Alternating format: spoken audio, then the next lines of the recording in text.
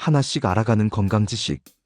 이번 시간은 2025년 현재 다시금 신경 쓰이게 하는 그것, 코로나에 대한 내용입니다.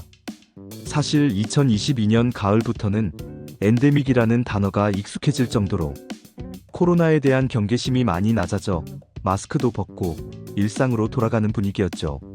하지만 올해 5월부터 대만, 태국 같은 아시아 국가들을 중심으로 다시 확산 조짐이 보이기 시작하더니 대한민국에서도 재유행 얘기가 나오고 있습니다. 특히 홍콩은 지난 5월 중순에 신규 확진자가 작년 여름 유행 정점을 훌쩍 넘어서면서 깜짝 놀라게 했고요. 양성률도 지난 1년 새 최고치를 기록했다고 하니 이거 심상치 않네 하는 생각이 절로 들 수밖에 없죠. 그럼 왜 갑자기 다시 확산이 되는 걸까요? 바로 변이 바이러스 때문입니다. 현재 중국 등지에서 유행 중인 XDV 계열의 MB181이라는 변이가 미국 입국자들 사이에서 확인되었다고 하죠.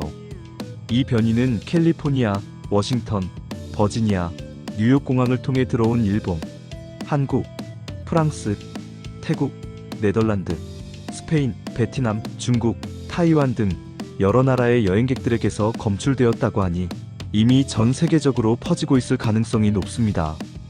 기존 변이보다 면역 회피 능력이 뛰어나진 않다고 하지만 몸의 세포에 결합하는 능력이 강해서 전염력이 높을 수 있다고 분석되고 있죠. 즉, 면역을 회피하는 능력 자체는 다른 변이들만큼 탁월하지 않더라도 사람에서 사람으로 쉽게 옮겨갈 수 있다는 겁니다. 통계는 어떨까요? 2025년 35주차, 그러니까 8월 말 코로나 주간 발생 현황이 발표되었는데 급성호흡기 감염증, 중증 급성호흡기 감염증 표본 감시를 통해 입원 환자 수와 병원체 검사 결과가 확인되고 있다고 하죠. 2025년 5월에는 국내 코로나 바이러스 검출률이 8.6%까지 증가했고 하수 속 바이러스 농도까지 늘고 있다고 합니다. 참고로 하수역학은 감염병의 지역사회 확산 정도를 파악하는 방법으로 증상이 없는 감염자나 검사를 받지 않은 감염자들로부터 배출된 바이러스까지도 감지할 수 있어 실제 감염 규모를 추정하는 역할을 하죠. 이러한 데이터들을 종합해 볼 때 안심할 수 없는 상황에 놓여 있다는 걸 알 수 있습니다. 이번엔 많은 분들이 헷갈려하는 증상에 대해 알아보죠. 사실 2025년 초에는 독감, 코로나, 심지어 RSV 바이러스까지 동시에 유행하면서 멀티데믹이라는 말까지 나왔었습니다. 일반적인 주요 증상은 발열, 기침, 인후통, 피로감, 근육통, 두통 등이 있죠. 초기에는 몸살 감기처럼 시작되는 경우가 많아 대수롭지 않게 여기기 쉽습니다. 특히 미각이나 후각 상실이 코로나의 특징적인 증상으로 알려져 있었지만 최근 변이에서는 이런 증상이 잘 나타나지 않거나 경미한 경우가 많다고 합니다. 이는 변이 바이러스가 인체에 침투하는 방식이나 증상 발현 양상에 변화를 가져왔기 때문으로 추정되죠. 독감은 보통 고열과 오한, 심한 근육통을 동반하는 경우가 많고 갑자기 증상이 나타나 몸 전체에 영향을 미치는 경향이 있지만 감기는 콧물, 재채기, 목 아픔 등 가벼운 증상으로 시작하는 경우가 흔하고 독감에 비해 증상이 서서히 나타나며 비교적 경미한 경우가 많습니다. 하지만 이 모든 호흡기 질환들은 증상이 서로 겹치기 때문에 단순히 증상만으로 이건 코로나다 라고 단정하기는 어렵죠.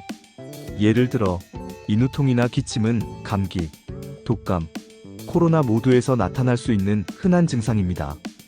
가장 정확한 방법은 신속 항원 검사나 PCR 검사를 받아보는 것이겠죠. 요즘은 집에서 자가 키트로도 쉽게 검사할 수 있으니 의심되면 바로 확인해보는 게 좋습니다. 하지만 너무 불안해할 필요는 없죠. 몇 가지 예방과 주의 사항을 알아보면 첫째, 백신 접종입니다. 노약자, 기저질환자, 면역저하자 등 고위험군이 감염될 경우 중증으로 진행될 위험이 높기 때문에 백신 접종이 더욱 중요하죠. 감염을 완전히 막아주진 못하더라도 중증으로 진행되거나 사망에 이르는 것을 막아주는 데 도움이 됩니다. 백신 접종 후 부작용을 걱정하는 분들도 계실 텐데요. 대부분의 부작용은 경미하고 일시적이며 백신 접종으로 얻는 이점이 위험보다 훨씬 크다는 것이 과학적으로 입증되었습니다. 다행히도 현재 사용하고 있는 J&N 백신은 국내외에서 유행하는 J&N 계열 변이에 여전히 유효한 면역 반응을 보인다고 하니 예방 효과는 기대할 수 있죠. 둘째, 마스크 착용입니다.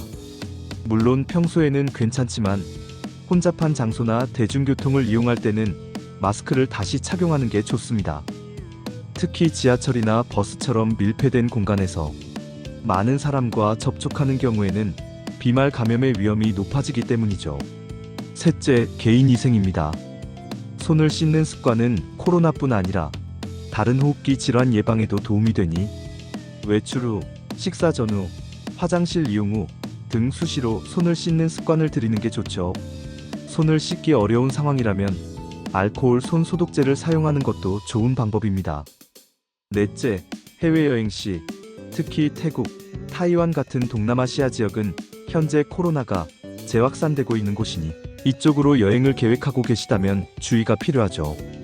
여행 전에는 방문할 국가의 최신 방역 지침과 감염병 발생 현황을 확인하고 필요하다면 여행 중에도 마스크 착용, 손 씻기 등 개인위생 수칙 준수 및 불필요한 밀집 장소 방문은 자제하는 것이 좋습니다. 혹시라도 여행 중이나 귀국 후에 증상이 나타난다면 바로 검사를 받아보는 등 안전한 여행과 다른 사람들의 건강을 위해 책임감 있는 태도가 필요합니다. 하나씩 알아가는 건강 지식. 이번 시간은 여기까지입니다.